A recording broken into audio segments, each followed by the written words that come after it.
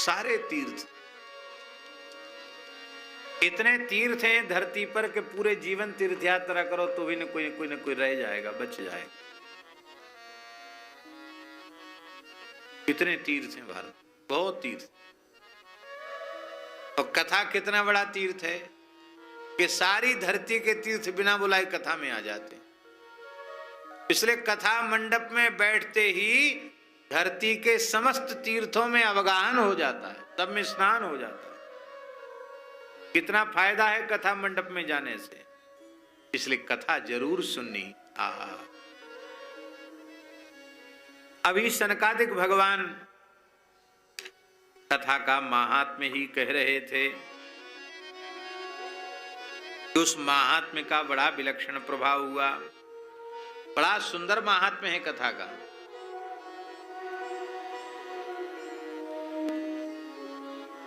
कुछ श्लोक बोल देते हैं कथा के महात्म्य, श्लोक के श्लोक बोलेंगे, अर्थात सबको समझ में आ जाएगा। कथा भागवतस्यापि नित्यं भवति यद गृहे तद्गृहं तीर्थरूपं हि वसतां पापनाशनम। समझ गए आप? सब अर्थ नहीं समझे? सब समझा दे। जिस घर में रोज भागवत जी की कथा होती है वो घर ही महान तीर्थ है। उस घर में रहने वालों के सारे पाप नष्ट हो जाए।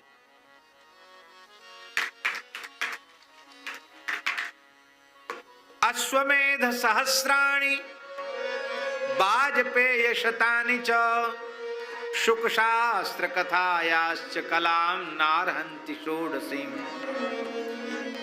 1000 अश्वमेध यज्ञ, सैकड़ों वाजपेय यज्ञ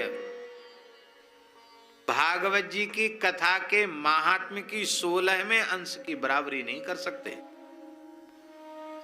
शरीर में तब तक पाप रहते हैं जब तक कथा नहीं सुनता है भागवत जी की जीव। गंगा, गया, काशी, पुष्कर, प्रयाग, इनकी जो महिमा है वो कथा की महिमा की बराबरी नहीं कर सकती है। न गंगा न गया काशी पुष्करम न प्रयागकम शुक शास्त्र कथा याश्च फलेन समताम नयेत। तब क्या करें? श्लोकार्धम श्लोकपादम वा नित्यं भागवतोद्भवम् पठस्व स्वमुखे नैव यदीच्छसि परांगतिम। यदि परम गति की प्राप्ति की कामना है तो भागवत जी का रोज एक श्लोक पढ़ो। बोले क्या करें, हम तो एक भी कंठस्थ नहीं कर सकते। बोले आधा पढ़ लो। बोले हम आधा भी नहीं पढ़ सकते तो कहते श्लोक पादम, चौथाई पढ़ लो। श्रद्धा पूर्वक चौथाई श्लोक भी रोज पढ़ लोगे तो परम गति की गारंटी है, मिल जाएगी परम। अब एक श्लोक हम आपको कंठस्थ करा रहे हैं। हमारा विश्वास है कि आपको कंठस्थ हो ही जाना चाहिए। बोलिए, कृष्णाय वासुदेवाय कृष्णाय वासुदेवाय देवकी नंदनाय च देवकी नंदनाय च नंद गोप कुमाराय नंद गोप कुमाराय गोविंदाय नमो नमः। गोविंदाय नमो नमः। फिर बोलते हैं कृष्णाय वासुदेवाय कृष्णाय वासुदेवाय देवकी नंदनाय च देवकी नंदनाय च नंद गोप कुमाराय नंद गोप कुमाराय गोविंदाय नमो नमः। गोविंदाय नमो नमः। कृष्णाय वासुदेवाय कृष्णाय वासुदेवाय देवकी नंदनाय च देवकी नंदनाय च नंद गोप कुमाराय गोविंदाय नमो नमः। इतना सरल श्लोक तो एक बार में ही सुनकर याद हो जाना चाहिए। 3 बार बोल दिया हमने, तो आपको तो याद हो ही गया होगा। सुनाओ अब।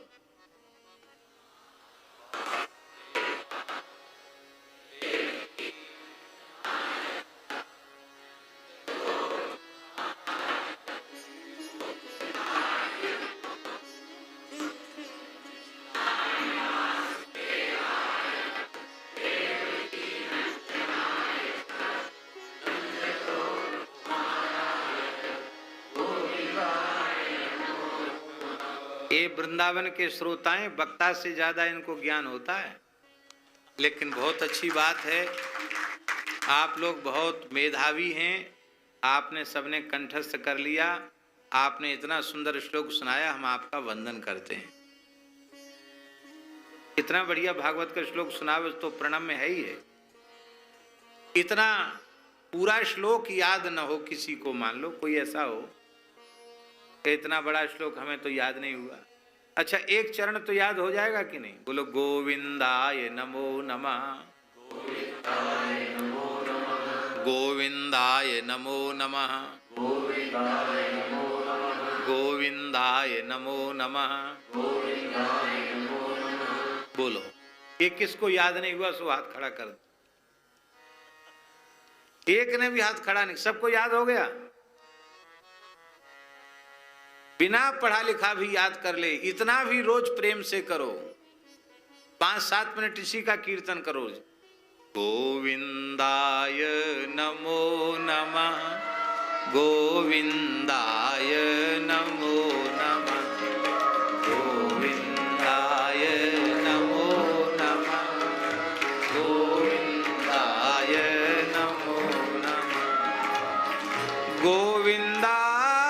नमो नमः, गोविंदाय नमो गोविंदाय नमो नमः, गोविंदाय नमो नमः, गोविंदाय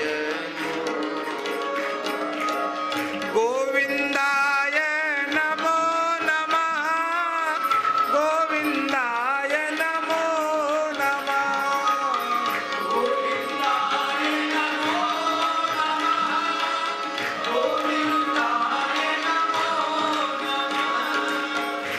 गोविंदाय नमो नमः, गोविंदाय नमो नमः, गोविंदाय नमो नमः,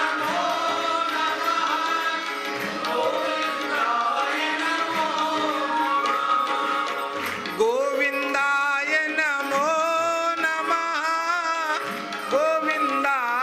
गोविंदाय नमो नमः, गोविंदाय नमो नमः,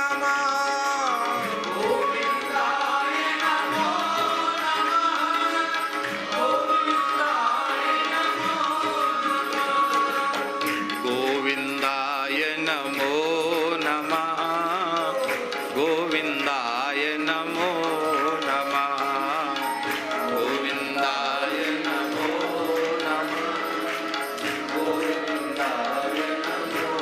नमः, गोविंदाय नमो नमः, गोविंदाय नमो नमः, गोविंदाय नमो गोविंदाय।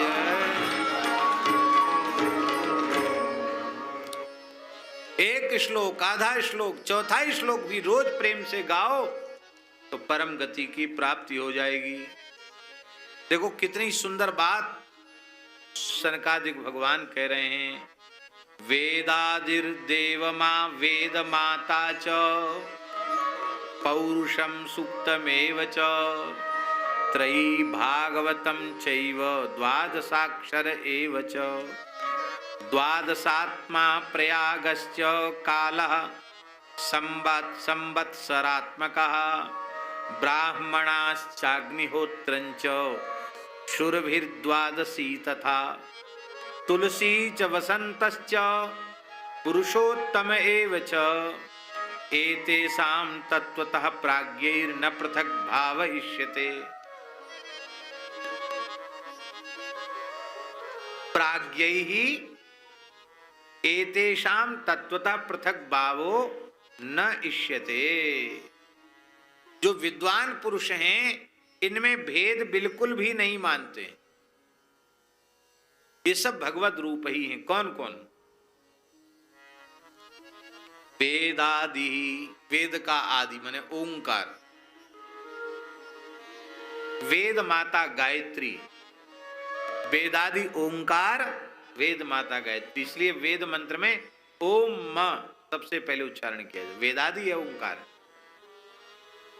वेद माता गायत्री, पुरुष सूक्त, वेदत्रयी माने ऋग यजुः साम, श्रीमद् भागवत द्वादशाक्षर मंत्र जिसको वासुदेव मंत्र कहते हैं, द्वादशात्मा भगवान सूर्य नारायण, तीर्थराज प्रयाग, संवत्सरात्मक काल, ब्राह्मण, अग्निहोत्र, गौ सुरभि माने गौ, और द्वादशी तिथि, तुलसी जी, वसंत ऋतु, पुरुषोत्तम महीना, ये सब साक्षात भगवान का ही स्वरूप हैं। इनमें बुद्धिमान विद्वान पुरुष भेद मानते। बहुत से लोग जो है गायत्री जपना छोड़ देते हैं, कहते हैं हम तो वैष्णव हैं, हमको गायत्री क्यों जपना। अब उनको सुन लो, यहाँ लिखा है, भगवान स्वयं सनकादिक भगवान कह रहे हैं, जो निम्बार्क संप्रदाय के मूल आचार्य हैं वो कह रहे हैं। हमारे यहाँ श्री ब्रह्मरुद्र सनकादिक 4 संप्रदाय है ना, तो निम्बार्क संप्रदाय को सनकादिक संप्रदाय कहते हैं। वो सनकादिक भगवान खुद कह रहे हैं कि ओंकार में, वेद माता गायत्री में, भगवान में अंतर नहीं। हम गायत्री के रूप में साक्षात भगवान का ही स्मरण। इसलिए द्विजाति यज्ञोपवीत धारी द्विजाति संध्योपासन करें, गायत्री का जप करें, उससे उनकी वैष्णवता प्रभावित नहीं होगी, वैष्णवता और अच्छी होगी, मेरे विचार से तो और पुष्ट होगी।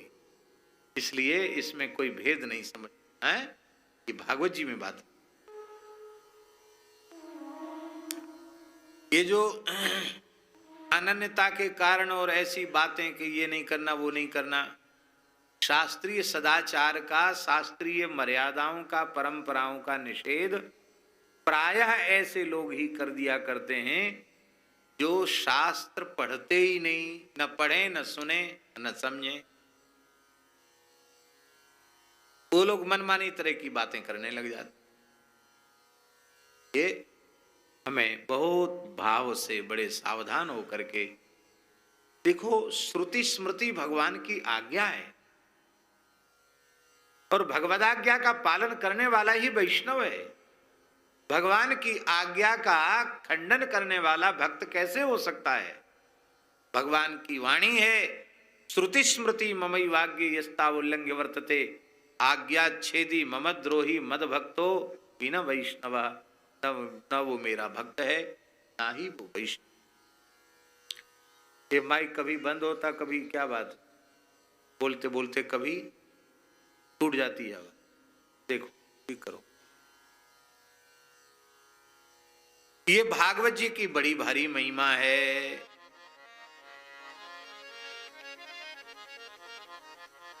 अंतकाले तु ये नैव श्रूयते शुकशास्त्रवा, प्रीत्या तस्यैव वैकुंठम गोविंदोऽपि प्रयच्छति। अंतिम क्षण में भी कोई भागवत जी का श्रवण कर ले, भगवान प्रसन्न होकर उसे वैकुंठ की प्राप्ति करा देते हैं।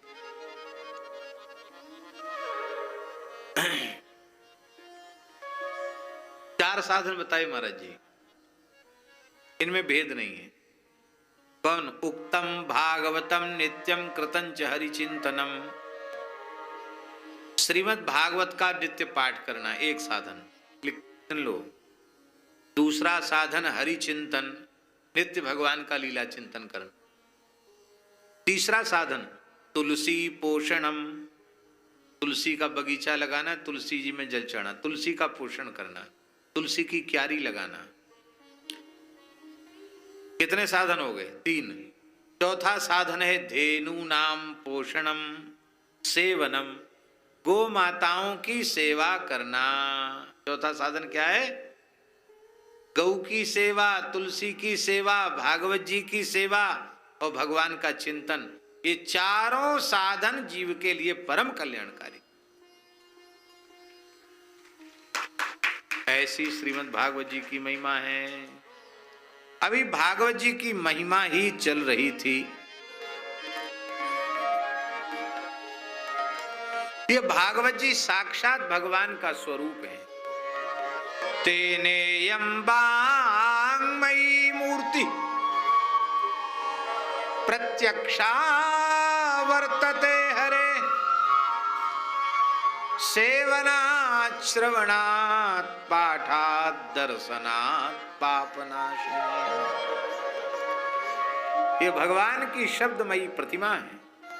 इसके सेवन से, इसके श्रवण से, इसके पाठ से, इसके दर्शन से भी पाप नष्ट हो जाते हैं। अभी तो महात्म्य चल ही रहा था और नारद जी का प्रयोजन तो पूर्ण हो गया। नारद जी का प्रयोजन क्या है?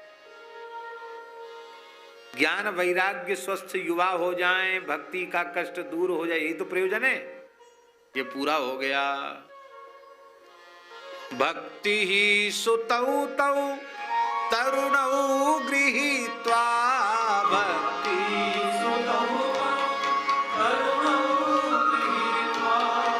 प्रेमैक रूपा सहसा विरासी, प्रेमैक रूपा सहसा। श्री कृष्ण गोविंद हरे मुरारे,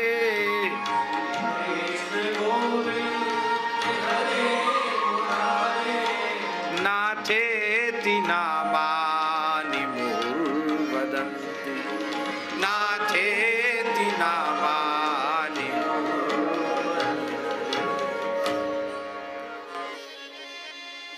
ज्ञान वैराग्य के सहित भक्ति महारानी प्रकट हो गई, नृत्य कर रही हैं।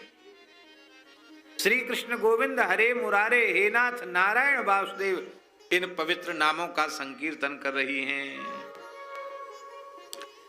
अब सब श्रोताओं को बड़ा आश्चर्य हुआ। कथम प्रविष्टा कथम आगतेयम। इतनी भीड़ थी कथा में कि बीच में आने जाने का रास्ता भी छोड़ा गया नहीं था। तो कथम प्रविष्टा, इस भीड़ में इन्होंने प्रवेश कैसे किया?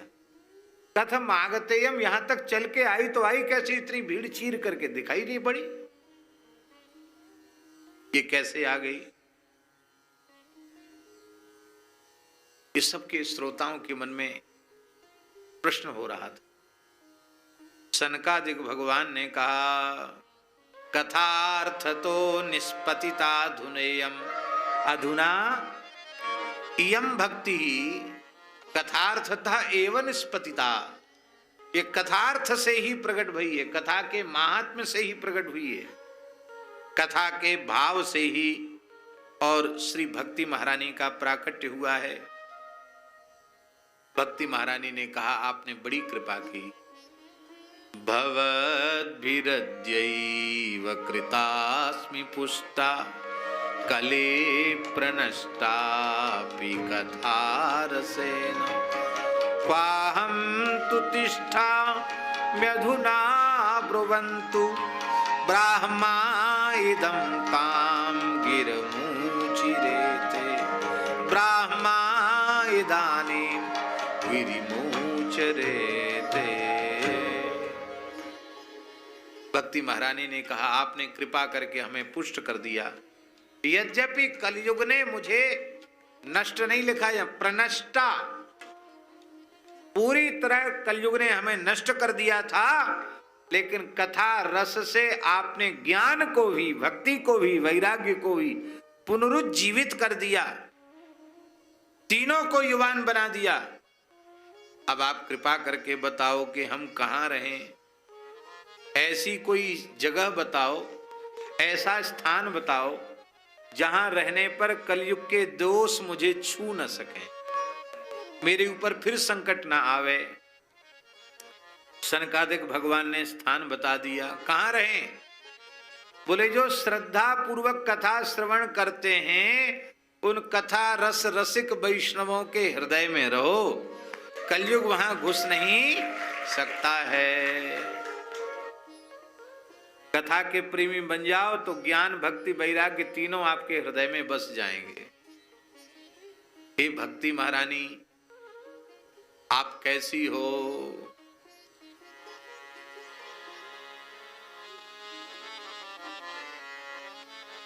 भक्तेषु गोविंद स्वरूप कर्त्री, प्रेमैक धर्त्री, भवरोग हंत्री,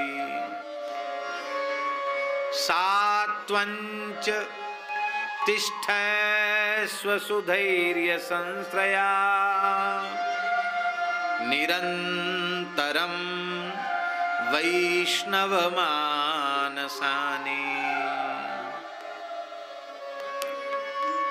हे भक्ति महारानी, यहां भक्तेषु में क्या है? सप्तमी का बहुवचन है ना, अधिकरण में सप्तमी होती है। इसका अर्थ है भक्तों के अंतःकरण रूपी अधिकरण में आप गोविंद के स्वरूप को प्रकट कर देती हो। भक्तेषु गोविंद स्वरूप कर्त्री, गोविंद के स्वरूप को भक्तों के हृदय में प्रकट कर देती हो। उनका हृदय प्रेम से लबालब भर देती हो, प्रेमैक धर्त्री, और भवरोग को मिटा देती हो, फिर जन्म मृत्यु के चक्र में नहीं पड़ना पड़ता।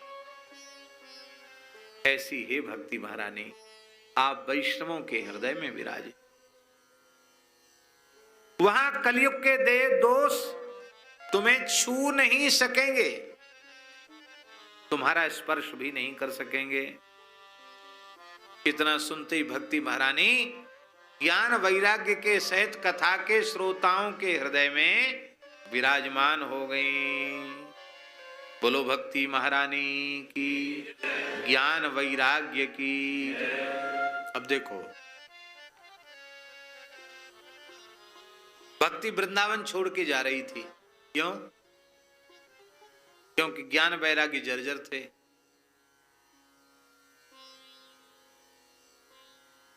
और ज्ञान वैराग्य पुष्ट हो गए तो आनंद हो गया भक्ति।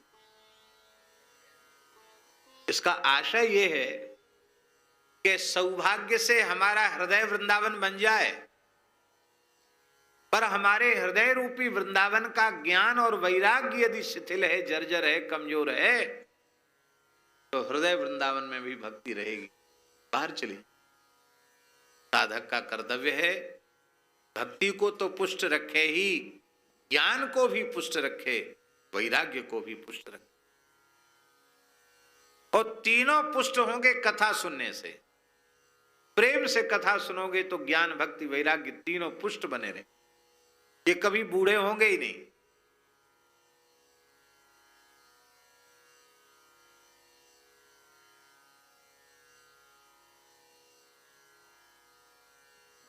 ज्ञान भी कमजोर पड़ जाता है, वैराग्य भी कम।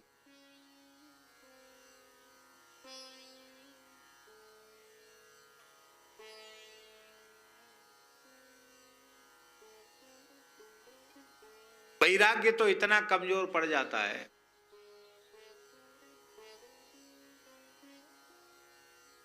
कि कई बार साधक कहते हैं कि अरे जब हमने घर छोड़ा था उस समय जैसा वैराग्य था वैसा वैराग्य रहा आता तो भगवान कितनी बार मिल गए। पर क्या करें, अब तो सब वैराग्य ठंडा पड़ गया। अरे भाई ठंडा किया किसने वैराग्य तुम्हारा? क्यों ठंडा हो? बहुत ध्यान से सुने। जब हम अपने वैराग्य से संतुष्ट हो जाते हैं तो वैराग्य ठंडा होने लगता। अपने वैराग्य से कभी संतुष्ट न हो, सदा असंतोष बना रहे, अपने वैराग्य में सदा कमी दिखाई पड़े, तो वैराग्य बढ़ेगा। ज्ञान में कमी दिखाई पड़ेगी तो ज्ञान बढ़ेगा। अरे हम तो बहुत पढ़े लिख लिए, हमें तो बहुत ज्ञान है, खत्म बात। कथावाचकों का ज्ञान ऐसे हो जाता। क्यों? एक बार मंच पे उतरे नहीं कि फिर पढ़ना लिखना तो बंद। वो तो हम तो बहुत बड़े ज्ञानी हो गए, अब हमें पढ़ने की जरूरत क्या है? हम जितनी बार भागवत जी का पारायण करते हैं उतनी बार हमको नवीनता प्राप्त होती। कोई न कोई विशेष, यद्यपि हम रोज पाठ नहीं कर पाते हैं, करना चाहिए नित्य पाठ। पहले बहुत समय तक किया, अब नहीं कर पाते, दूसरे पुराण का पाठ करते। पर नित्य पारायण में कुछ न कुछ नवीन बात प्राप्त होती। नित्य स्वाध्याय का क्रम, ज्ञानार्जन निरंतर होना चाहिए। वैराग्य की कमी होनी चाहिए, वैराग्य में कमी का अनुभव होना चाहिए। अभी हमने एक महात्मा का दर्शन किया,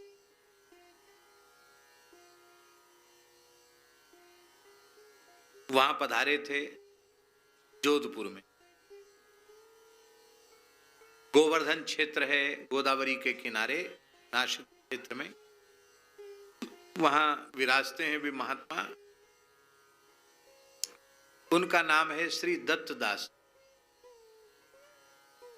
पवित्र विप्र कुल का जन्म है और इस समय उनकी आयु 35 वर्ष की हो रही है। कितनी आयु है? मात्र 35 वर्ष की आयु है।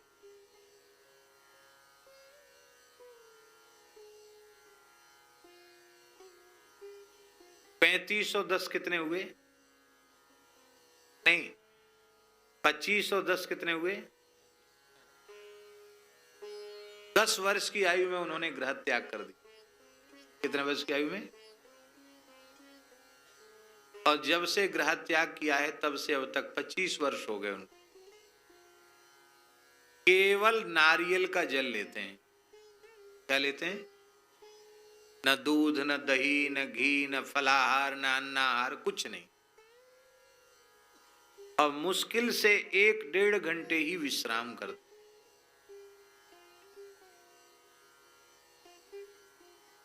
आज 25 वर्ष से किसी भी मनुष्य मात्र का स्पर्श उन्होंने नहीं किया, ना उनको किसी ने छुआ, ना उन्होंने किसी को छुआ।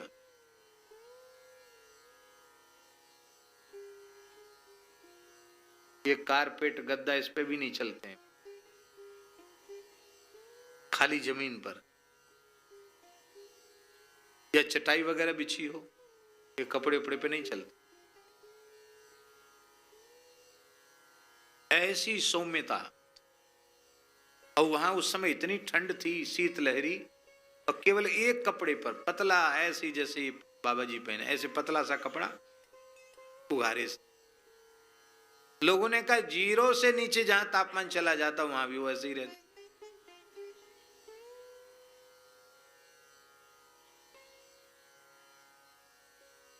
दस वर्ष की आयु से साधन चल रहा है। इस समय कितने साल के हैं?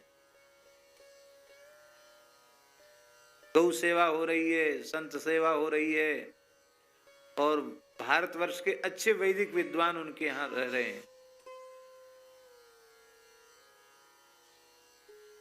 60 पुरुष चरण इस समय चल रहे हैं गायत्री के उनके यहां,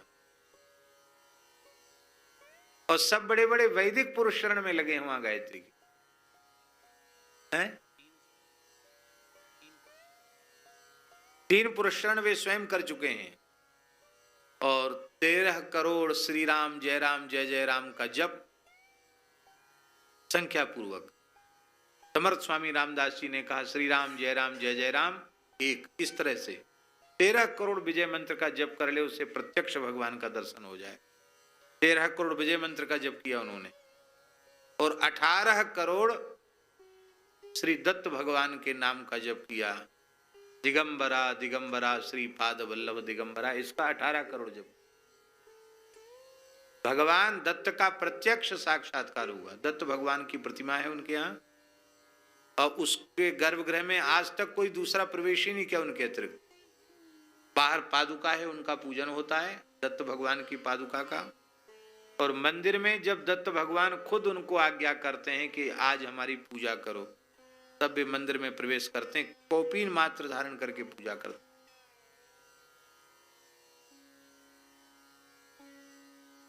एक किस प्रसंग में हम कह रहे थे?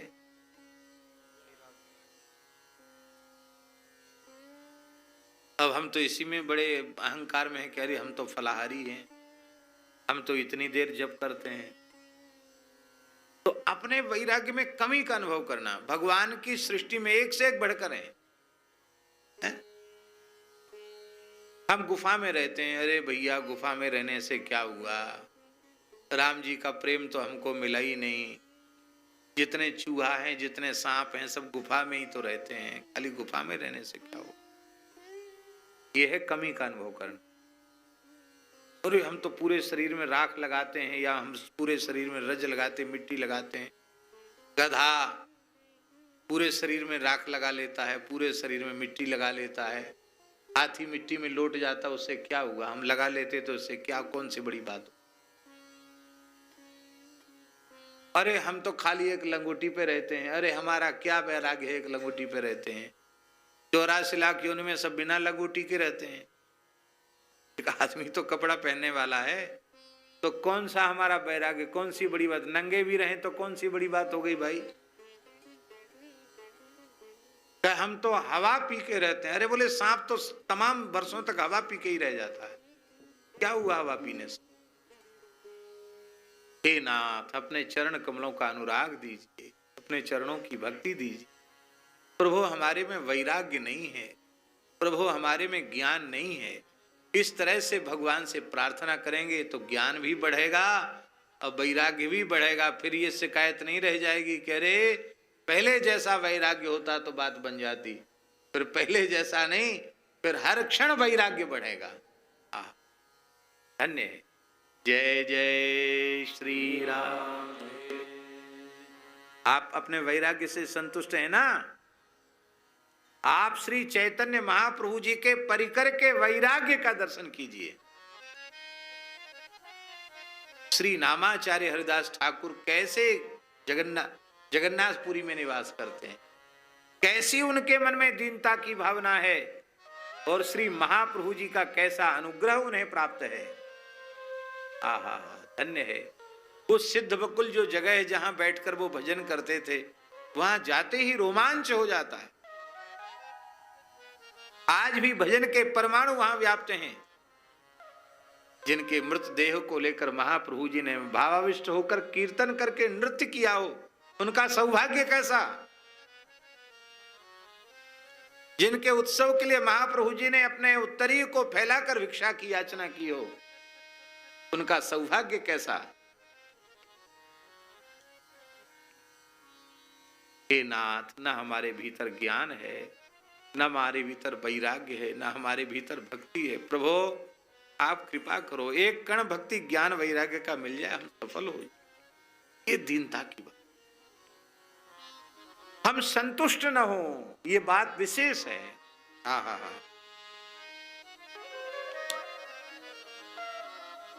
जब ज्ञान भक्ति वैराग्य हृदय में प्रतिष्ठित हो गया तो भगवान साक्षात आकर हृदय में विराज गए। बनमाली घनश्यामः पीतवासा मनोहरः कांची कलापरुचिरो लसन मकुट कुंडला त्रिभंग ललितश्चारु कौस्तुभेन विराजिता कोटिमन्मथलावण्यो हरिचंदन चर्चिता। बनमाली घनश्याम पीतांबरधारी सुंदर कटि कौंधनी से युक्त, जिनकी शोभा निराली हो रही है, मकराकृत कुंडल हैं, सुंदर मयूर पिच्छ का मुकुट है, जो त्रिभंग ललित हैं, कंठ में कौस्तुभ मणि विराजमान है, करोड़ों कामदेवों के मन को मथ रहे हैं, जो अपने रूप सौंदर्य से और हरिचंदन चर्चिता। हरिचंदन जानते हैं, तुलसी के काष्ठ से घिसा हुआ चंदन। मलयागिरी चंदन के साथ तुलसी का काष्ठ भी घिस ले। और एक पद्धति है, हरी हरी तुलसी के दल, तुलसी की कोमल कोमल मंजरी, उसके साथ मलयागिरी चंदन घिसते, वो भी हरी चंदन। दिव्य, थोड़ा सा कलर दूसरा हो जाएगा, केसर पड़ेगी तो एक विलक्षण प्रकार का रंग उसका हो जाएगा। ऐसे हरि चंदन से भगवान का श्रीअंग चर्चित हो रहा, ऐसी सुंदर भगवान की शोभा हो रही है। ऐसे भगवान सब भक्तों के हृदय में विराजमान हो गए। श्री उद्धव जी, प्रहलाद जी आदि जितने वैष्णव हैं वो सब गूढ़ रूप से वहां विराज गए। इसका मतलब समझे, जहां कथा होती है वहां गूढ़ रूप से प्रहलाद जी, उद्धव जी, हनुमान जी, ये सब भागवत वहां गूढ़ रूप से विराजमान हो जाते हैं। आकाश से पुष्पों की वर्षा होने लग गई, लोगों को देह गेह की विस्मृति हो गई। श्री नारद जी ने कहा, हमारे प्रयोजन की पूर्ति तो हो गई, लेकिन क्या किसी पापी का भी उद्धार कथा सुनने से हो जाता है क्या? तो जितने तरह के पाप हो सकते हैं, पापी हो सकते हैं, सब गिना दिए सनकादिक भगवान ने, और कहा कि महाराज, कोई पापी पाप कर्म करके भयंकर अधोगति को प्राप्त हो जाए, प्रेत योनि को प्राप्त हो जाए, और उस योनि में रहकर भी कथा सुन ले तो भी उद्धार हो जाएगा। इसका कोई उदाहरण है? बोले हाँ, उदाहरण है। आत्मदेव ब्राह्मण के कोई संतान नहीं थी, वे आत्महत्या करना चाहते थे, भगवान यति रूप में आ गए। वे तो ज्ञान देने आए थे, सन्यास देने आए थे, पर इनको सन्यास अभीष्ट था नहीं। ममता रत्सन ज्ञान कहानी, हठ पूर्वक पुत्र मांगा, भगवान ने एक फल दे दिया। फल उन्होंने अपनी पत्नी धुंधली को दे दिया। धुंधली तो धुंधली जैसा नाम था वैसे ही थी महाराज, वो भगवान की दया से। स्ववाक्य स्थापिका नित्यम, पंडित जी की चलने नहीं देती थी, उसी की चलती थी घर में। बड़ी विचित्र थी। ये भगवान की बड़ी विलक्षण कृपा है। भगवान देखते हैं कि पंडितों की बुद्धि ठिकाने आने वाली है नहीं, तो कैसे ठिकाने लगावे, तो कोई ना कोई धुंधली भेज देते। जय जय श्री राधे। हाँ, ये भी सौभाग्य की बात, दुर्भाग्य की बात नहीं।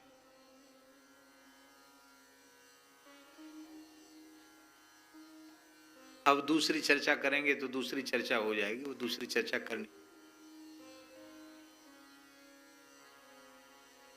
आचार्य जी इतने अच्छे विप्र देवता थे, इतने अच्छे विप्र, इतने अच्छे विद्वान, ऐसे सदाचारी, ऐसे विनम्र।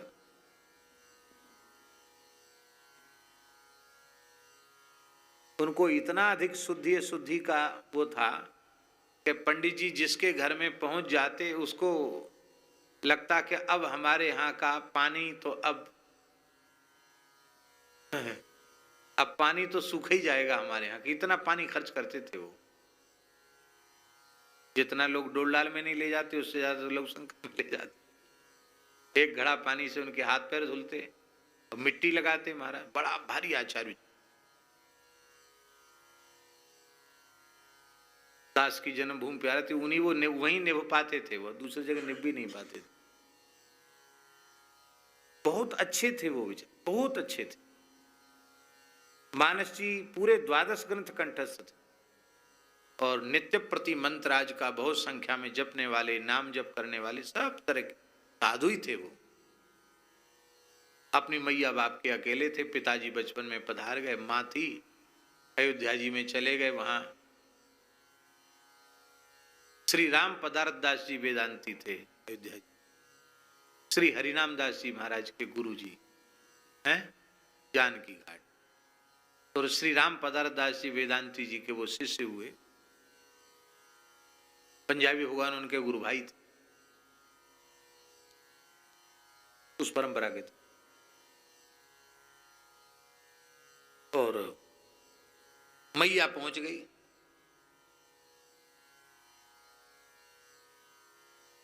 बोले इसको बाबा जी मत बनाओ, इसको तो घर ले जाएंगे, ब्याह करेंगे, घर कौन संभालेगा, खेती कौन संभालेगा। पुत्र ने कहा तुम भी अयोध्या वास करो, मैं अंतिम क्षण तक तुम्हारी अयोध्या में हम सेवा करेंगे। यही तो है कि तुम्हारी सेवा, तुमको हमारी सेवा कौन, हम करेंगे ना सेवा। हमारा धाम क्यों छुड़ा रही हो मैया। अभी साधु बने नहीं थे, रहते साधु जैसे ही। मैया बोली नहीं चलोगे तो मैं श्राप दे दूंगी। भैया तो मैया गांव की मैया श्राप दे देगी। गुरु जी बोले भैया हमको श्राप न दे, तेरी मैया, ले जाओ, तू जाओ घर। ले गए घर। धुंधुली की भी दादा गुरु पत्नी आई महाराज, उसने ही नहीं देती थी घर। विचित्र स्वभाव। एक लड़की भाई बता ली। ऐसे अद्भुत वक्ता थे वो महाराज जी, ऐसा वैदुष्य था और ऐसा पवित्र जीवन था कि संत वेश में वो रहे आते तो पता नहीं कितना जीवों का कल्याण। मोह में ग्रस्त लोग इसी प्रकार से साधकों का पतन करा कहते वंश चले वंश चले। अरे भैया इस सृष्टि के क्रम में कितनों के वंश चलते हैं, कितने के वंश लुप्त हो जाते हैं, किसने किसका ठेका लिया हुआ है।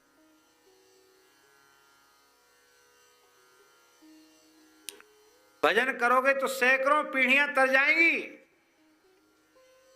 सैकड़ों पीढ़ियां तर जाएंगी। पर इसी मोह में जीते हैं। वंश बेल चढ़े और नहीं चली तब क्या करोगे।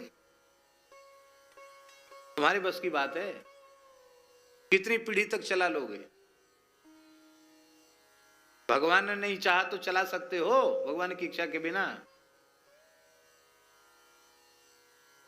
और कैसी संतान पैदा हो जाएगी आप कह सकते हो कि अच्छी होगी।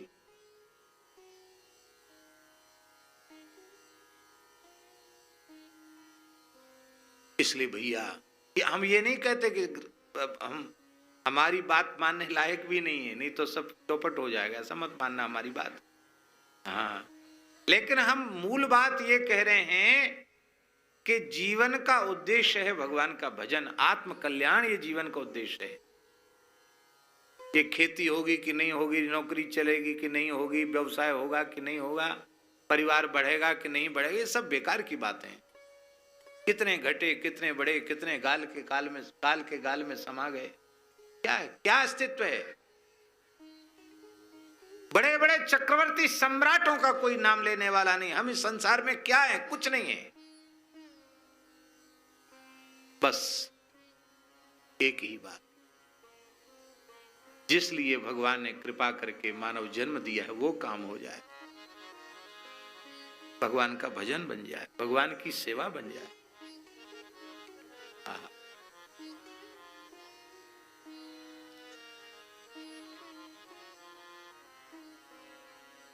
यही तन कर फल विषय न बाई, यही तन कर फल विषय न बाई। भज स्वर्गहु स्वल्प अंत दुखदाई, स्वर्गहु स्वल्प अंत दुखदाई।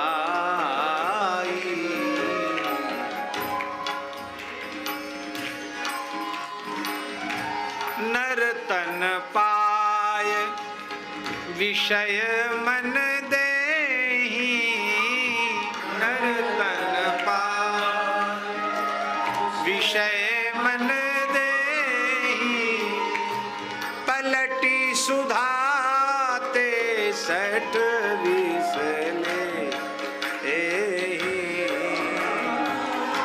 पलटी सुधाते सठ विसले। साधु संग करते हुए भगवान के प्राण प्यारे भक्तों के चरित्रों को बारंबार श्रवण करते हुए निरंतर भगवान नाम का जप करें। बस यही साधन है जीव के परम कल्याण का। नान्यः पंथा विद्यते नाय, दूसरा कोई मार्ग नहीं।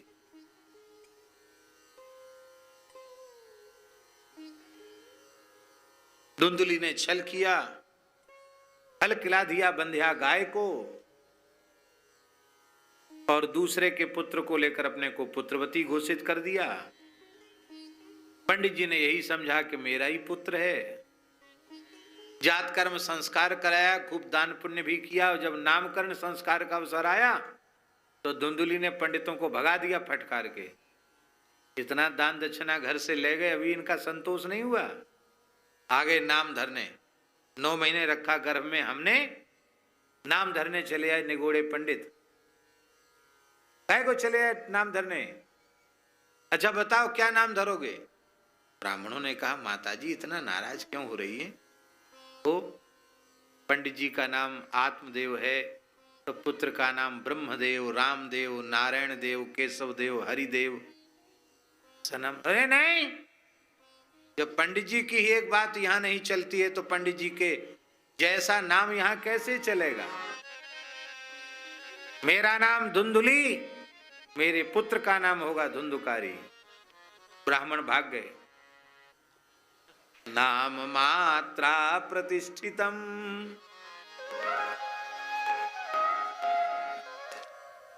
माताएं नाम धरती हैं आजकल भी, सब धुंधुली के पद चिन्हों पे चल रही है। कुल गुरु के द्वारा रखा हुआ नाम नहीं, संतों के द्वारा रखा हुआ नाम नहीं, माताओं के द्वारा रखा हुआ नाम, एकदम नया सा नाम होना चाहिए। वो डिक्शनरी में देखकर नाम लोग लिखते, कहते उसमें पुस्तक आती है नाम वाली, और ऐसे ही बोले ये विष्णु का नाम है, शिव का नाम है। किससे पढ़ा सुना? बोले वो उस मोबाइल में देख के नाम निकाला। और तो गुरुओं में विश्वास रहा नहीं, गूगल गुरु में विश्वास हो गया। अरे भाई नामकरण एक संस्कार है, उसको विधि पूर्वक कराओ। एक गांव में एक बच्चे के नाम के लिए लोगों ने महाराज जी से कहा नाम रख दो, तो महाराज जी ने नाम रखा पुरुषोत्तम। क्या नाम रखा? कुछ दिन बाद महाराज जी के साथ हम उस गांव में गए, वो पुरुषोत्तम बड़े हो गए, तो लोग कहने लगे पुल्लू। उस बच्चे को क्या कहने लगे? पुल्लू। हमने कहा महाराज जी हंसे, महाराज जी ने कहा देख लो पंडित जी, पुरुषोत्तम से पुल्लू हो गए। किसने नाम रखा? मैया ने रखा। मैया ने पुल्लू कहना शुरू कर दिया, सब पुल्लू पुल्लू कहने लगे।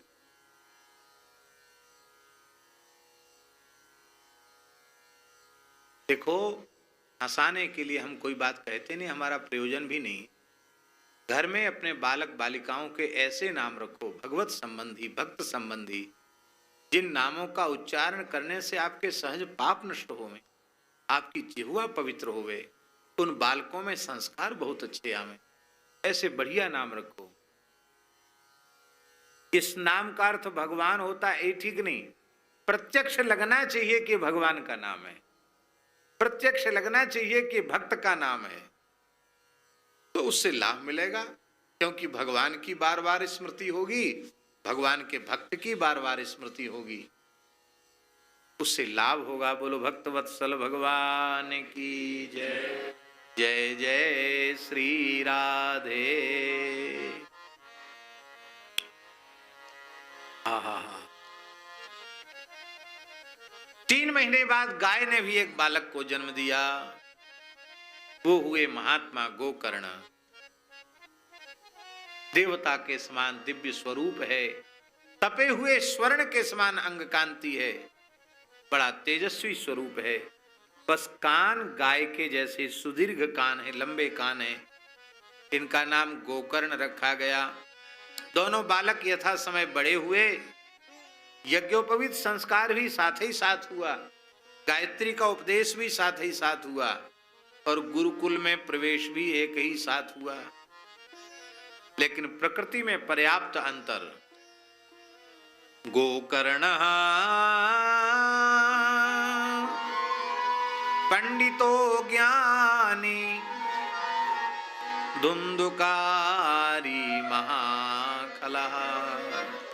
गोकर्ण महान पंडित ज्ञानी हुआ, ज्ञानी हुए और धुंधकारी महादुष्ट हुआ।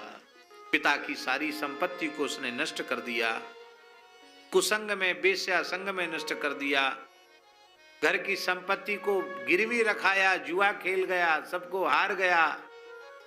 और महाराज पिताजी बहुत रो रहे थे। एकदा पितरौ ताड्य, पिता माता की पिटाई की और सारे बर्तनों को बाजार में बेच आया और जुए में सब हार गया। और फिर आया, देख लो अभी भी गाड़ के कहीं धन रखा है, यदि निकाल के नहीं दिया तो हनिश्चय लत्तया न चेत, नहीं निकाल के दिया तो जलती हुई लकड़ी से पीट पीट के मारूंगा। ये तो चला गया कहीं रात बिरात। गोकर्ण जी के पिताजी आत्मदेव जी रो रहे थे। अपने पिता का रुदन सुनकर के गोकर्ण जी को दया आई। गोकर्ण जी आए अपने पिता के लिए, पिताजी क्यों रो रहे हो? असार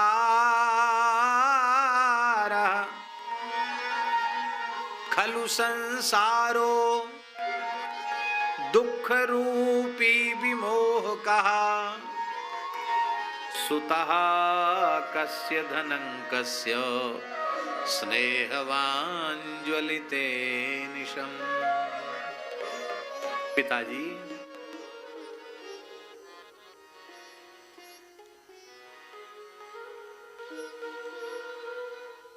संसार असार है, दुख रूपी है, व्यामोह में डाल देने वाला है, मोहित कर लेने वाला है। किसका बेटा, किसका धन, किसकी स्त्री, किसका पुत्र, जिसमें आसक्ति है वो दिन रात जल रहा है। आप कहते मैं दुखी हूं, इस संसार में सुखी कौन है? न चेन्द्रस्य सुखम किंचिन न सुखम चक्रवर्तिनः। इंद्र भी सुखी नहीं है, चक्रवर्ती सम्राट भी सुखी नहीं है। तब सुखी कौन है? सुखमस्ति विरक्तस्य मुनेरेकांत जीविनः। एकांत में भजन करने वाले महात्मा सुखी हैं। इसलिए देहे स्थिमांस रुधिरे विमतिम त्यजत्वम जाया सुतादिषु सदा ममतां विमुञ्च। पश्यानिशं जगदिदं क्षणभङ्गुनिष्ठं वैराग्यरागरसिको भव भक्तिनिष्ठः। धर्मं भजस्व सततं त्यज लोकधर्मान् सेवस्व साधु पुरुषान् जहि कामतृष्णाम्। अन्यस्य दोषगुणचिन्तनमासु मुक्त्वा सेवा कथारसमहो नितरां पिबत्वम्। सेवा कथारसमहो नितरां पिबत्वम्। देह को आत्मा मानना ही अज्ञान है। कल पूज्य गोरीलाल कुंज वाले महाराज जी ने बहुत अच्छी बात कही जयपुर में। महाराज जी ने कही कि माया और भक्ति में क्या अंतर है।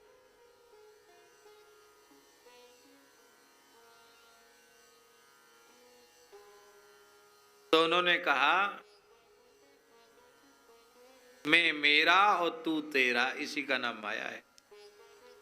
इसी बात को गोस्वामी जी ने कहा, मैं अरु मोर तोरते माया जीवस कीने जीव निकाया। अब इसी मैं मेरा तू तेरा को कहां करना है? बोले इसी में मेरा को, मैं केवल भगवान का ही हूं और केवल भगवान ही मेरे हैं। तू केवल भगवान का ही है, तेरे केवल भगवान ही है। बस इतना सही, यहां से यहां बदल दो, हो गया भक्ति। शरीर को मैं मानना, संसार को मेरा मानना माया, और मैं केवल भगवान का हूं, भगवान मेरे हैं, इसको मानना भक्ति। कितनी सरल बात। ऐसे संत जुक्ति बताते हैं। उन्होंने तो कोई रसकाचार्य की वाणी का उदाहरण देकर के कहा, हम उसी भाव को बोलें। तो देहे स्थिमांस रुधिरे विमतिम त्यजत्वम जाया सुतादिषु सदा ममताम विमुंच। क्या करें महाराज, स्त्री पुत्र आदि में ममता जाती नहीं, छूटती नहीं है। तो बोले छूट जाएगी कैसे? पश्यानिशम जगदिदम क्षण भंगुनिष्ठम, सारे संसार को क्षण भंगुर है इस रूप में देखो। बस धीरे धीरे ममता समाप्त हो जाएगी। नाशवान वस्तु में किसी की ममता नहीं होती। हम इसे सत्य मान लेते हैं, अविनाशी मान लेते हैं, इसलिए ममता हो जाती। मुर्दे में ममता होती किसी की? आप लोग बताओ, मुर्दे में ममता होती है?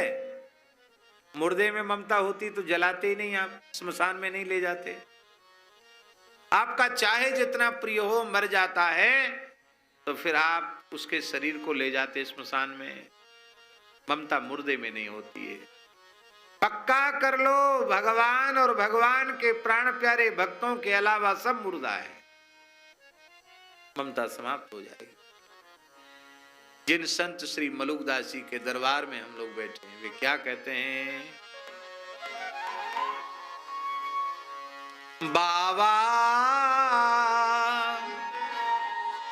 यह मुर्दहू का गान, बाबा यह मुर्दहू का गान, बाबा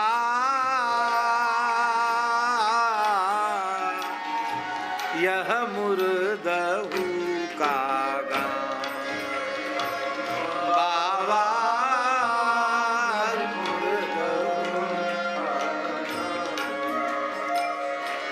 जग में कोई थिर न रह पाया,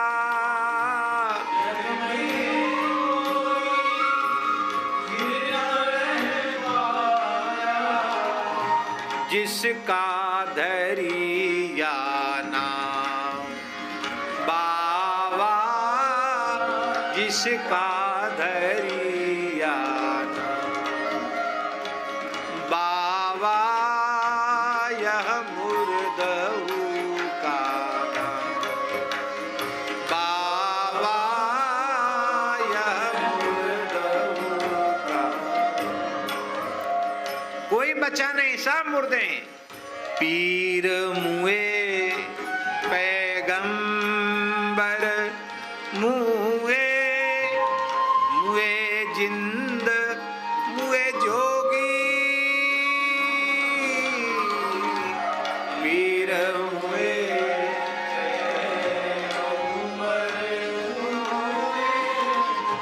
मुए जिंद जोगी, राजा मरे प्रजा हूँ मरी है,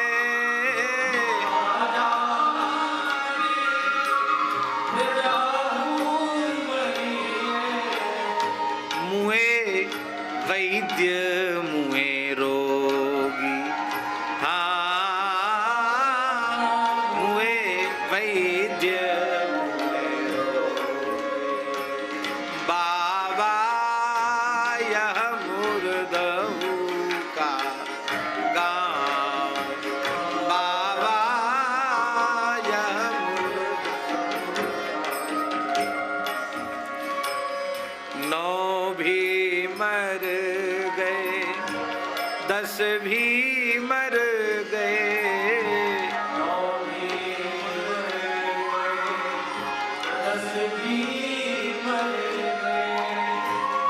मर गए सहस 88,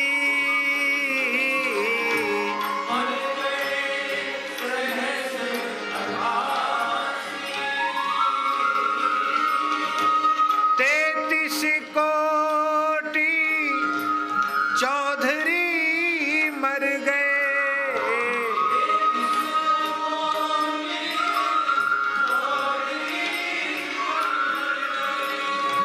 मरी काल की फांसी, मरी काल की फांसी, बाबा यह मुर्दहू का गाँव, बाबा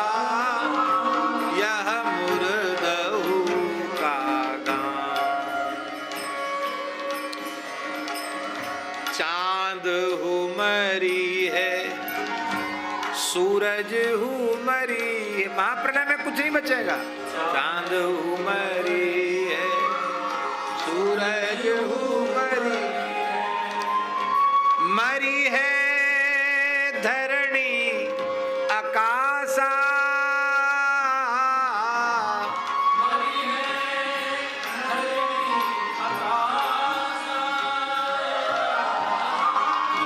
चौदह भुवन जलावन हुई है,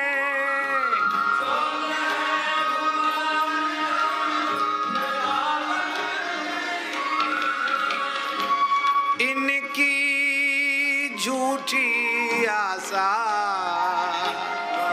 हाँ, इनकी झूठी आशा, बाबा यह मुर्दहु का गाँव, बाबा यह मुर्दहु का।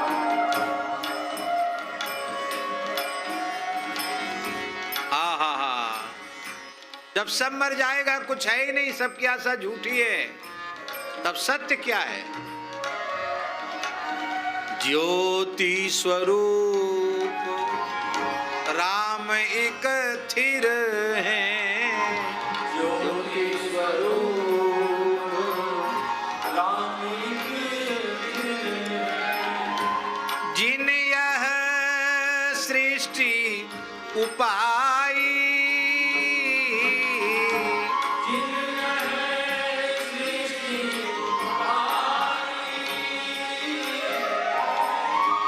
कहत मलूका साधु को,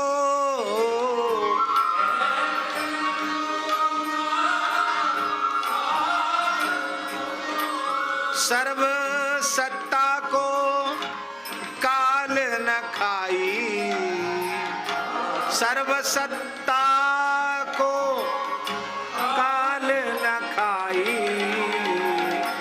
बाबा यह मुर्दहु का गाँव, बाबा यह मुर्दहु का, बाबा यह मुर्दहु का गाँव, बाबा।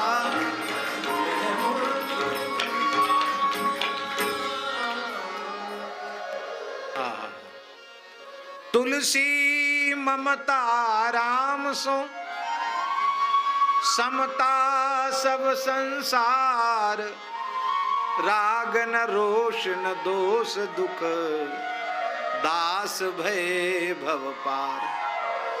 भव सागर से पार उतर जाइए इसी भाव से। बाबा यह मुर्दहु का,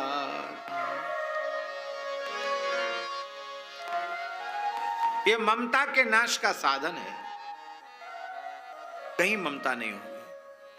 पश्यानिशम जगदिदम क्षण भंगुनिष्ठम, वैराग्य राग रसिको भव भक्ति निष्ठा। वैराग्य राग के रसिक हो जाओ, भक्तिनिष्ठ हो जाओ। लोक धर्म का त्याग करो, भागवत धर्म का आश्रय लो, साधु पुरुषों की सेवा करो, काम तृष्णा से शून्य हो जाओ।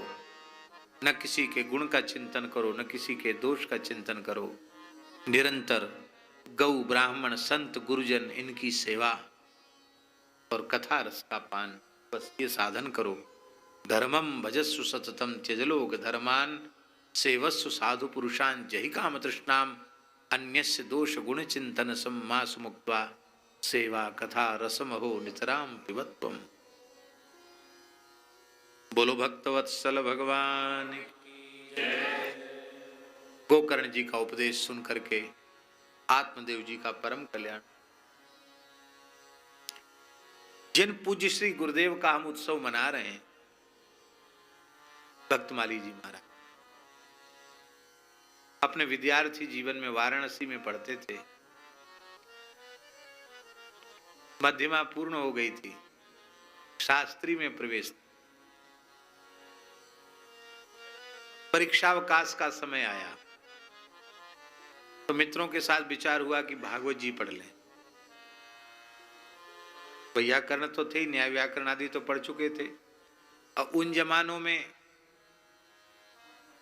सन 1943 में जिन्होंने शास्त्री कर लिया हो एक प्रकार से, तो उन जमानों में नकल की तो कोई बात दूर दूर तक थी ही नहीं।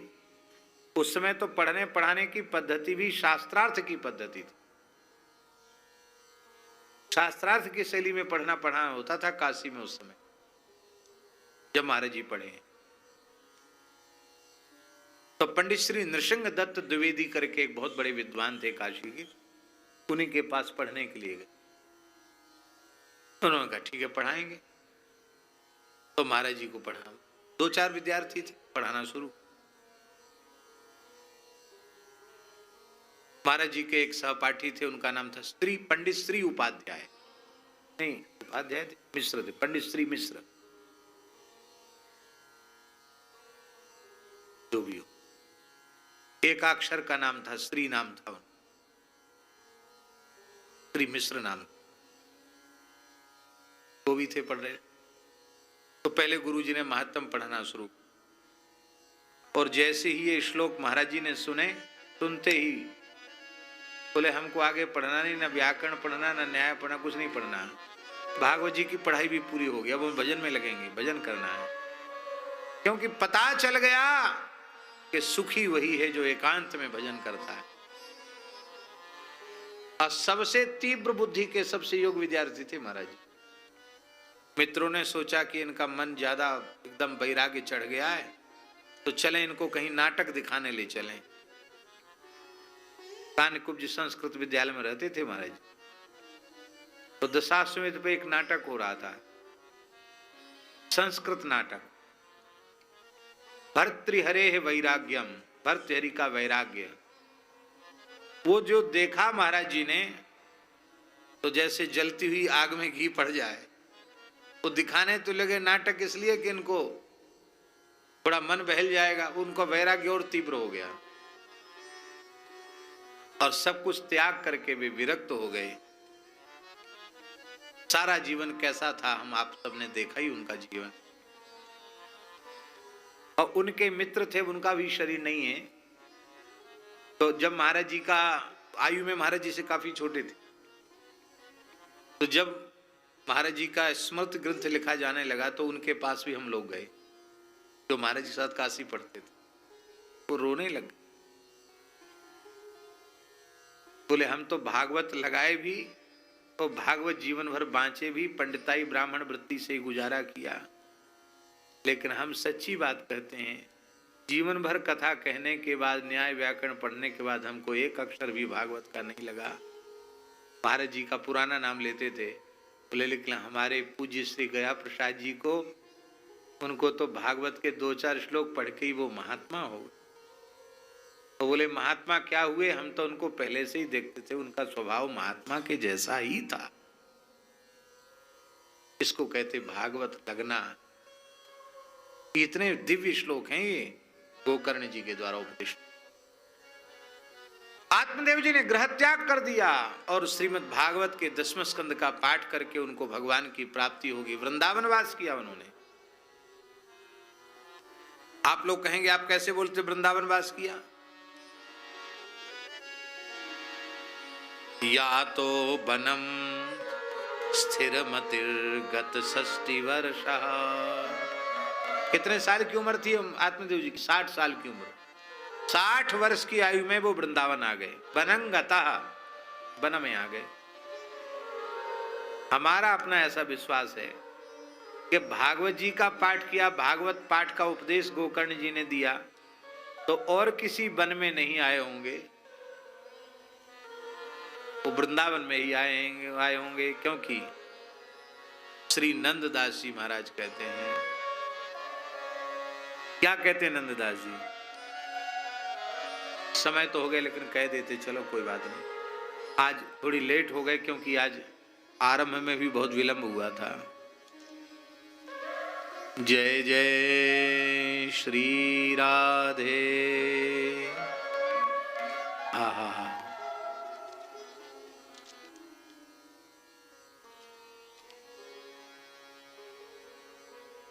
नंददास जी का पद है, बड़ा सुंदर पद है। जो गिरि रुचे तो बसो श्री गोवर्धन, रुचे तो बसो श्री गोवर्धन, गाम रुचे तो बसो नंदगाम, गाम रुचे तो बसो नंदगाम, नगर रुचे तो बसो श्री मधुपुरी, नगर रुचे तो बसो श्री मधुपुरी, शोभा सागर अति अभिराम, शोभा सागर अति अभिराम, जो गिरि रुचे तो बसो श्री गोवर्धन, जो गिरि रुचे तो बसो श्री गोवर्धन।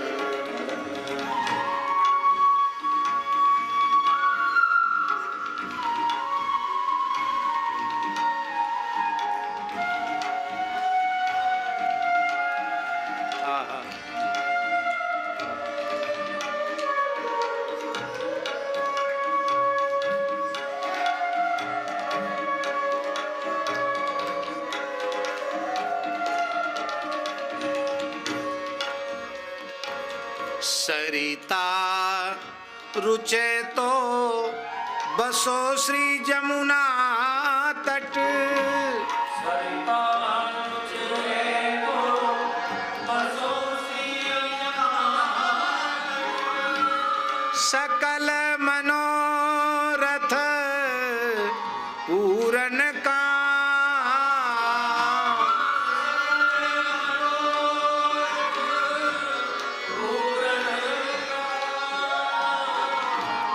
नंददास कानन रुचे तो, नंददास कानन रुचे तो बसो भूमि श्री वृंदावन धाम, बसो भूमि श्री वृंदावन,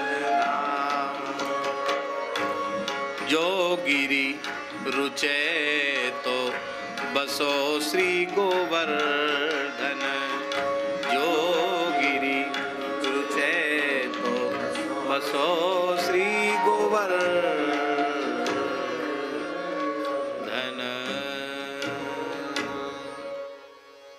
हमारा ऐसा मानना है कि वो वृंदावन आ गए और वृंदावन में ये भागवत जी का पाठ करते करते भगवान को प्राप्त कर लिया।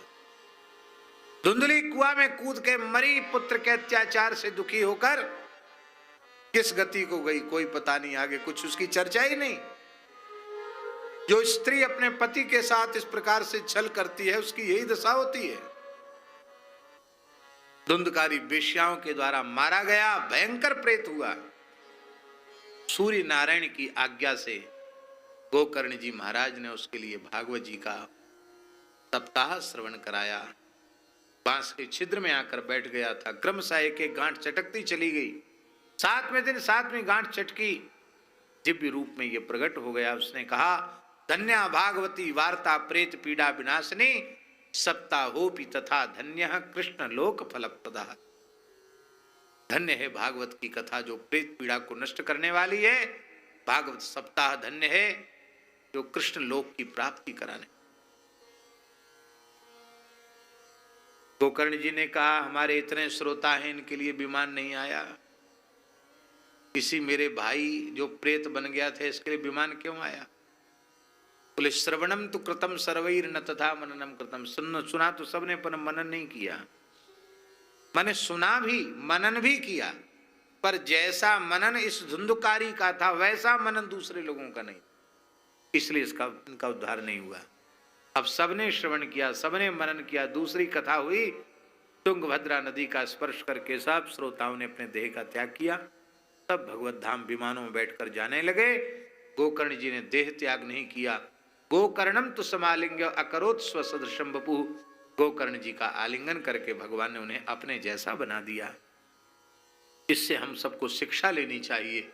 गोकर्ण जी के जैसे निर्लोभ निष्काम वक्ता हम बने, भागवत की कथा कहकर कुछ चाहे नहीं तो कभी न कभी भगवान का आलिंगन हमें प्राप्त हो जाएगा। यही सबसे बड़ी दक्षिणा है और हमारा जीवन सफल हो जाएगा। अब भागवत की समाप्ति पर महासंकीर्तन हुआ। प्रहलाद तालधारी तरल गतितया चोद्धव कांसधारी वीणाधारी सुरसी सुर कुशलतया राग कृतार्जुनोभूत इंद्रोवादीन मृदंगम जय जय सुग्रा कीर्तने ते कुमारा यत्राग्रे भाव वक्ता सरस रचनया व्यास पुत्रो बभू। सुखदेव जी महाराज उस कीर्तन में नृत्य कर रहे हैं, बड़ी अद्भुत झांकी हो रही। प्रहलाद जी करताल बजा रहे हैं, उद्धव जी मंजीरा बजा रहे हैं, नारद जी वीणा बजा रहे हैं और अत्यंत मनोहर कंठ होने के कारण अर्जुन आलापचारी कर रहे हैं।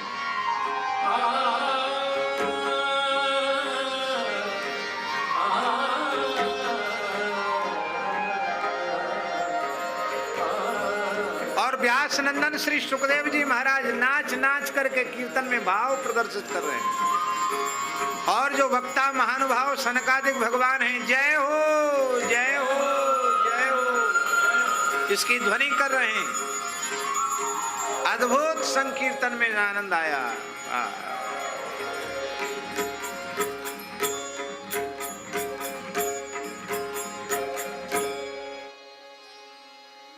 सब भगवान के भक्त सब प्रकट होकर के नृत्य करने लग गए हैं। बोलो भक्तवत्सल भगवान की। प्रथम स्कंद में मंगलाचरण तो हमने आरंभ में ही उच्चारण कर लिया था।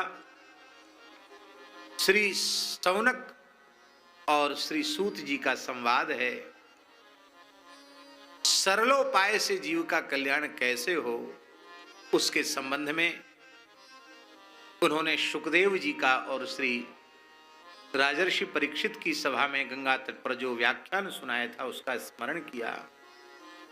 भागवत जी के अवतरण के प्रसंग में व्यास जी का संतोष नारद जी के द्वारा अपने पूर्व चरित्र का वर्णन करके भागवत के रहस्य का समझाना और व्यास जी के द्वारा भागवत का प्रणयन, सुखदेव जी के द्वारा भागवत का श्रवण और परीक्षित के जन्म के वृत्तांत की भूमिका के रूप में महाभारत के युद्ध के उपसंहार लीला का श्रवण वर्णन, कुंती के ऊपर कृपा, उत्तरा के गर्भ में परीक्षित की रक्षा करके उत्तरा पर कृपा, भीष्म के ऊपर अनुग्रह, भीष्म पर कृपा, सरसैया पर पड़े हुए भीष्म के ऊपर अनुग्रह की वर्षा करना, भगवान का द्वारिका प्रस्थान करना और श्री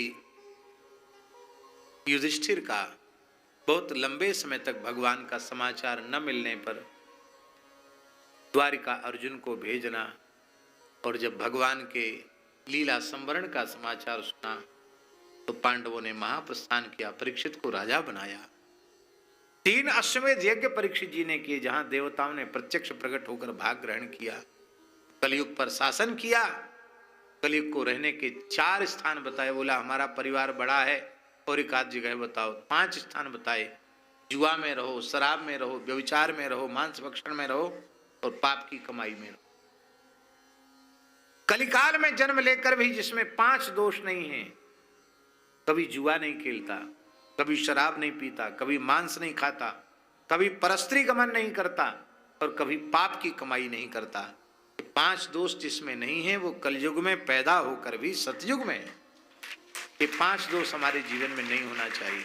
इन 5 दोषों में से किसी एक दोष से भी जुड़े हुए व्यक्ति का संपर्क संबंध त्याग देना चाहिए, क्योंकि तत्संसर्गी च पंचमा, इनका संसर्ग करने वाला 5वां महापापी, इनके संबंध का भी त्याग कर देना।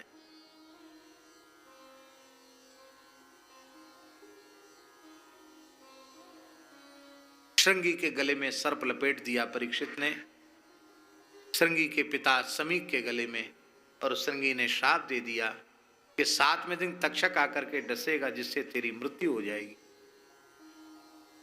और राजऋषि परीक्षित ने विजन्मेजय को राजा बनाया। तत्काल गंगा के तट पर आकर के बैठ गए। संपूर्ण भूमंडल के ऋषि मुनि महात्मा वहां आए। कहा भगवान मुझे भय नहीं है मृत्यु से, आप कथा सुनावें, पर इस सभा को धन्य करना है सुखदेव जी को। इसलिए सब सुखदेव जी का ध्यान करने लगे।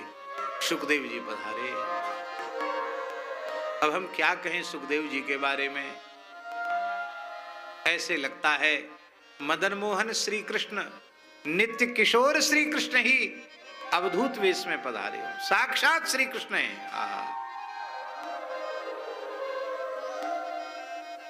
बड़ी सुंदर शोभा हो रही है। तम द्वैष्ट वर्षम सुकुमार पाद, तम द्वैष्ट वर्षम सुकुमार पाद, तम द्वैष्ट वर्षम सुकुमार पाद, सुकुमार पाद, करोरुबाह्वं सकपोल गात्रम, करोरुबाह्वं सकपोल, चार्वायताक्षो नसतुल्य कर्ण, चार्वायताक्षो नसतुल्य कर्ण, सुव्राननं कंबुसुजात कंठं, संवान कंबुसुजात कंठ, निगूढ़ जत्रुं प्रथुतुंग वक्षसं, प्रथुतुंग वक्षसं, आवर्तनाभिं वलिबल्गोदरं च, दिगंबरं वक्त्रविकीर्णकेशं, प्रलम्बबाहुं स्वमरोत्तमाभं, श्यामं सदा पीच्य वयोंगलक्ष्म्या, स्त्रीणां मनोज्ञं रुचिरस्मितेन, प्रत्युत्थितास्ते मुनयः श्वासनेभ्यस्तल्लक्षणज्ञा, अपि गूढ़वर्चसं, तल्लक्षणज्ञा अपि गूढ़वर्चसं। बोलो श्री सुखदेव भगवान की। 16 साल के नहीं है, द्वष्ट वर्षम, 2 बार 8, 2 बार 8 करने से कितना होगा? 8 8 16। तो 16 वर्ष क्यों नहीं कहा, द्वष्ट वर्ष क्यों कहा? 7 8 साल का बालक निर्विकार होता है, ये 16 साल के होकर भी 7 8 वर्ष के बच्चे जैसे निर्विकार है। इसलिए तुम द्वष्ट वर्षम, 16 वर्षम न कह के द्वष्ट वर्ष।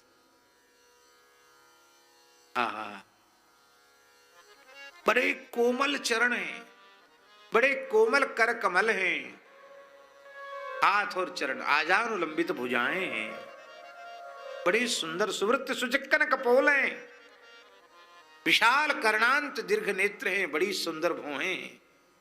आहा, बड़ी सुंदर सुभग उन्नत नासिका है, लाल लाल अधरोष्ठ, लाल लाल उत्तरोष्ठ है, बड़ी सुंदर ठोड़ी है।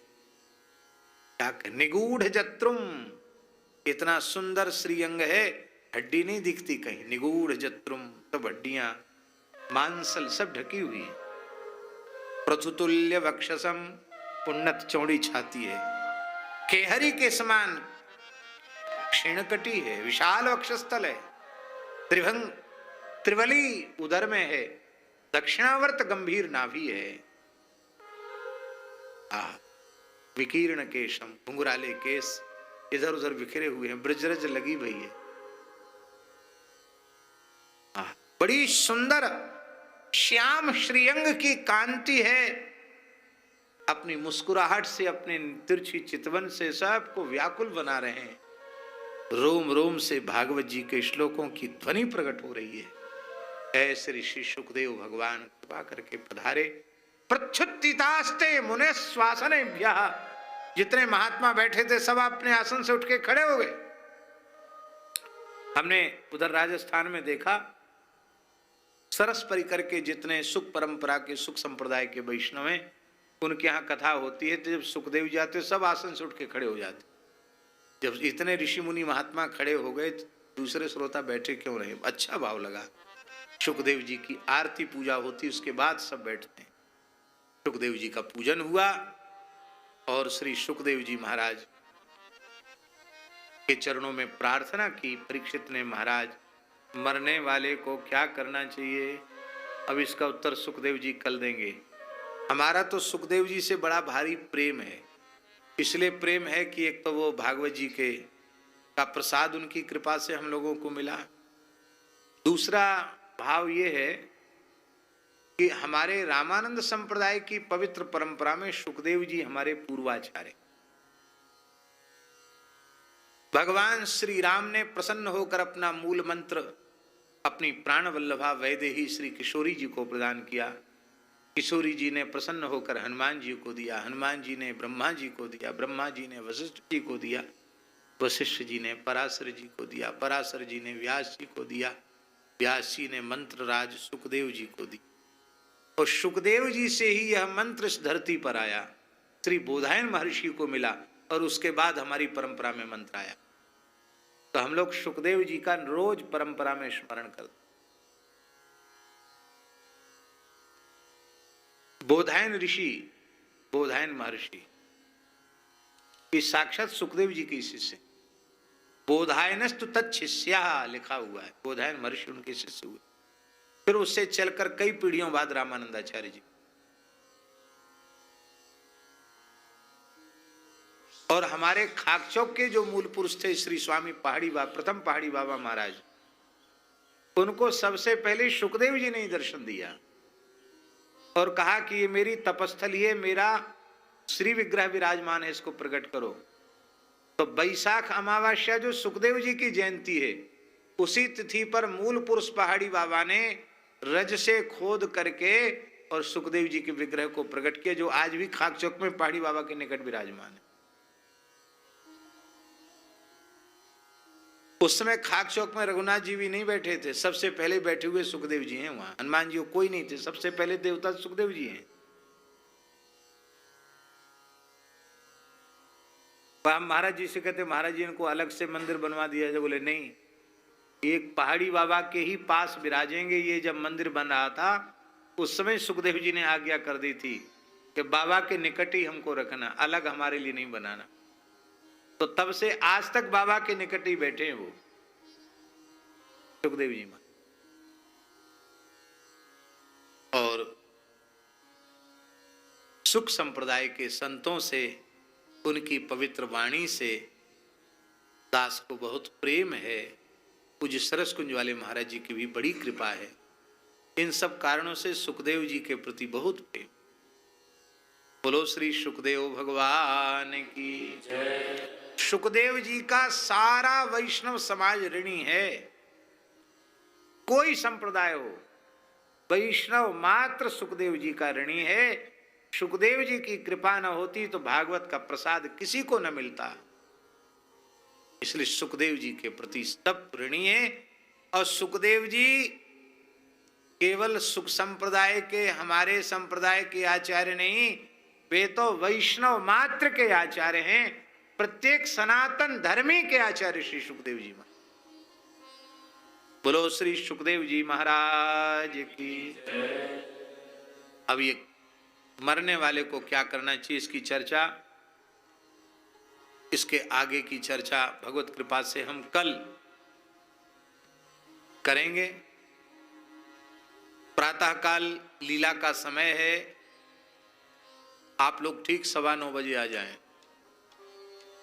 और 9:15 बजे के बाद लीला आरंभ हो ही जाएगी। हमारे ठाकुर जी पधारे हैं। ठाकुर जी अपनी ठकुराई में भी लीला कर गए यहाँ, और अब रासाचार्य के रूप में यहाँ लीला कर रहे हैं। और एक ठाकुर जी तो हमारे वीणा बजा रहे हैं, बड़ी सुंदर वीणा बजा रहे हैं। एक दिन कभी कोई समय होगा तो 5-10 मिनट का आपका वीणा वादन होगा, तो उसकी भी हम लोग श्रवण करेंगे। बहुत अद्भुत और बड़ी दिव्य लीला है। आज हमें बीच में बहुत आवश्यकता कहीं जाना, एक ब्रजवासी व्यास है, उनके यहाँ सत्संग भवन का उद्घाटन था, ठाकुर जी भी वहाँ पधारे थे, तो उनको जाना पड़ा। तो मंच पे पहुँचने के बाद फिर जल्दी उठने तो लोग देते हैं, कुछ बोल के जाओ तब उठो। तो लीला नित्य रास के बाद हमको जाना पड़ा, पर मन हमारा यहीं था। तो सब लोग ये लीला का सुख प्राप्त करें। और जब भक्तमाल का पाठ कब से होना है? 5 तारीख से भक्तमाल का पाठ होगा, 3 दिन का, 5, 6, 7 या 6, 7, 8 है पाठ। कब है भैया पाठ बताओ? हैं?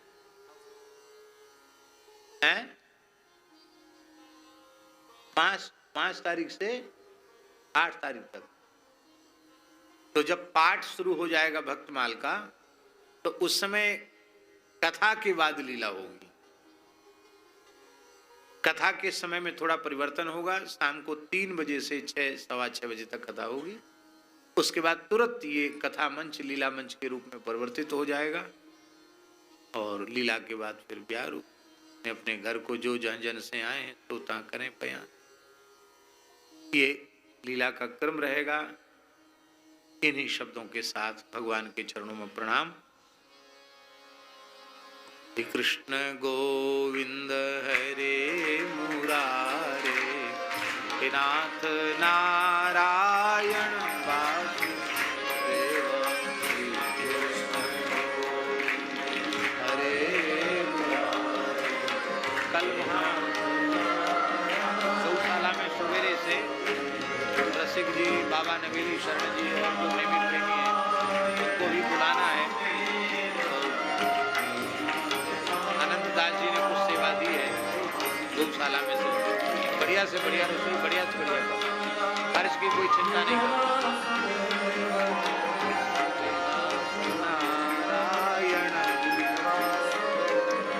श्री कृष्ण गोविंद हरे मुरारे, हे नाथ नारायण वासुदेव, श्री कृष्ण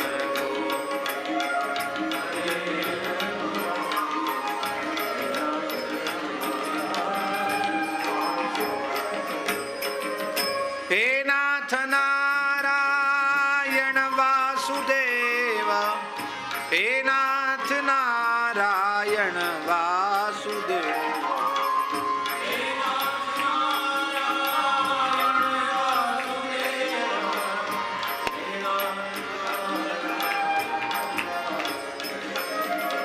श्री कृष्ण गो